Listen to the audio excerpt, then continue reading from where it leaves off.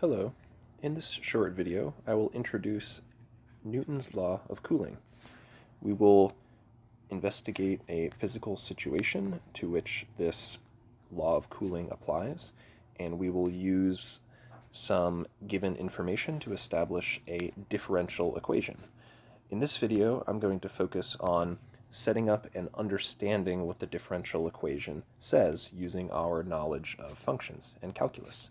In a later video, I will show you how to actually solve that differential equation to obtain a function that solves the equation.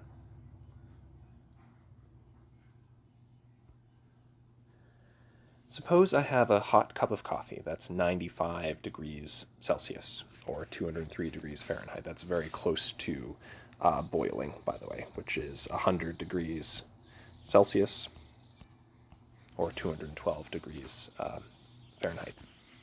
And let's say I take that hot cup of coffee and I place it in a cool room that has an ambient, unchanging temperature of 20 degrees Celsius, or about 68, or sorry, exactly 68 degrees Fahrenheit.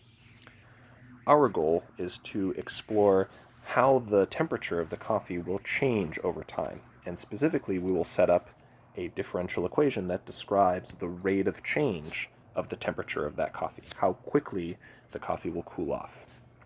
And the solution, which I said we will discover in the next video, the solution of that equation will be a function that describes exactly how the temperature of the coffee changes as time passes. Here are some assumptions we're going to make, and I hope you assume that they are reasonable.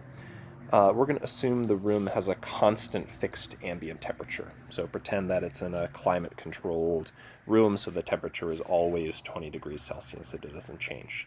If that's allowed to change, all of a sudden the equation becomes way more complicated, so we're just going to assume that it stays constant. And we're also going to assume, and I hope you'll agree that this is reasonable as well, that the rate of cooling, how quickly the coffee's temperature is changing at any moment in time, is going to depend on just a couple of things. How hot the coffee is at that moment, its temperature. How hot the temperature of the room is, which, as we said, is not changing.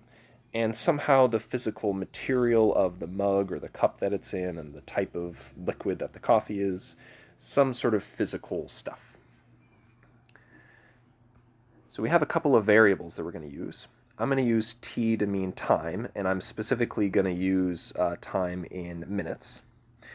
And the capital C I'm going to use for the function that describes the Celsius temperature of the coffee. That's why I picked C instead of F for function, because I don't want to get us confused with Fahrenheit.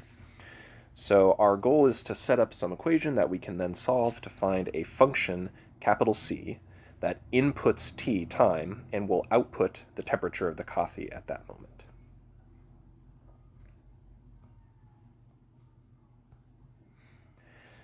So here is what you would find if you look up Newton's law of cooling and apply it to our scenario. I'm just going to state it for now, and then we'll talk about why this equation actually makes sense, how to interpret it using our understanding of calculus and derivatives and functions. In this scenario, we predict that dc dt equals k times c minus 20, where k is some constant. So let's break that down. Remember that dc dt is the rate of change. It's a derivative. It says the derivative of C, the Celsius temperature of the coffee, with respect to time.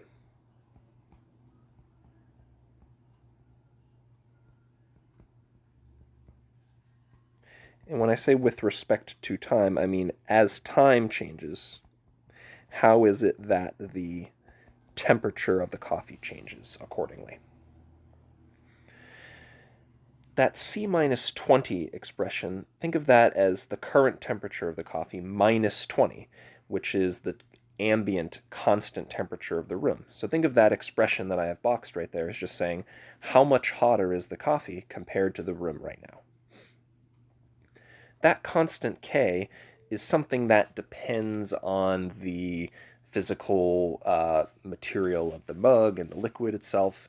We're going to worry about solving or measuring or identifying the value for that constant much later in the second video. For right now, just interpret this equation as saying that rate of change, that derivative of the temperature with respect to time, is proportional to C minus 20. It's a multiple of. It's C minus 20 times some fixed constant, and we're just going to use K to mean that constant. But really, what this is saying overall is that it's pretty reasonable to say that the rate of change, how quickly the coffee is cooling off, depends upon, is a multiple of, how much hotter it is than the room. So if the coffee is 40 degrees hotter than the room, it's going to be cooling off pretty quickly. Whereas if it were only 20 degrees hotter than the room, it would be cooling off a little bit more slowly. And even more specifically, this setup, this equation is saying when it's 40 degrees hotter than the room, it's cooling twice as fast than if it were only 20 degrees hotter than the room. In other words, the rate of change is proportional to how different the coffee's temperature is from the room's temperature. And as I note down here, in the real world, we will take a measurement to actually solve for that value of K. That's something that will come up in the next video. For now, I just want to point out that this is an example of a differential equation, a term that I hope is evident. It's an equation, and it involves a derivative, a differential, that dc dt term. Essentially, this says that I'm looking for a function, capital C, whose derivative is itself the function, minus 20 times some constant K.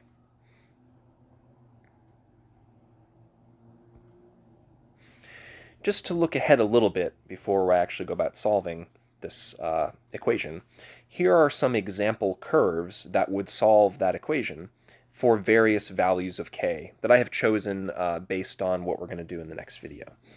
These 5 curves that you can see here are the actual solutions to that differential equation, the function C of t. It's the graph of that function C of t for different values of K. And I'll just label them here. The one at the top is K being negative 0.01. The next one is K being negative 0.02, and so on. So the one all the way down at the bottom is negative 0.05 for K. So you might notice a couple of things.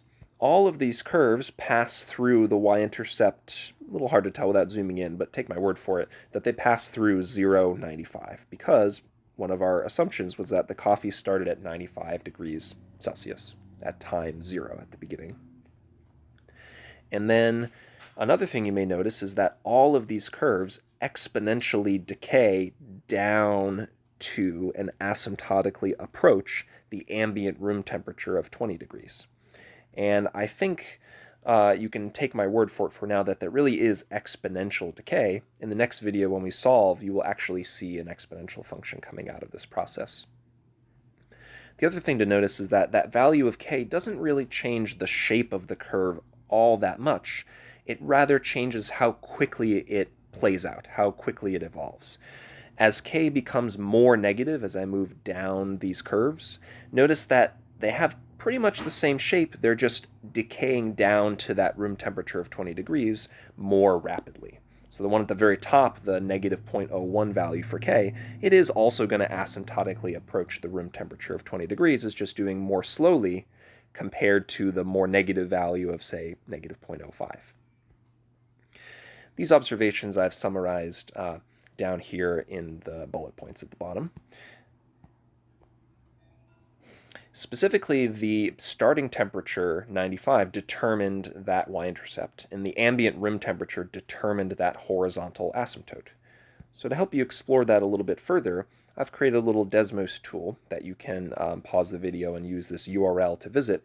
For now, I'm going to jump over to open Desmos myself on my tablet, and you can see the same thing.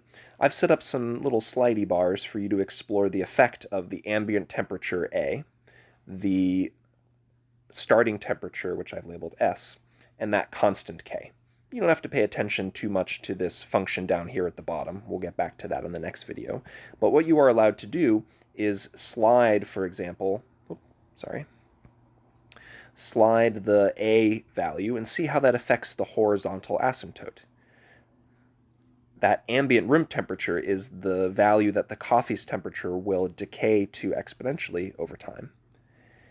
The starting temperature S changes the y-intercept where it begins, but it doesn't really affect the shape of the curve. It's pretty much the same curve, but it's just being squished down or pulled up. And K doesn't really affect the shape either, it just changes how quickly it decays down. The more negative K is, the more rapidly the coffee will cool off to room temperature. The less negative, the closer to 0 it is, the more slowly it will decay down to room temperature. So for a very small negative value like this one, I might have to scroll over to see that asymptotic approach down to the room temperature. That's all for now. In the next video, we'll actually solve this differential equation so you can see where I came up with this function c of x down there in the bottom left.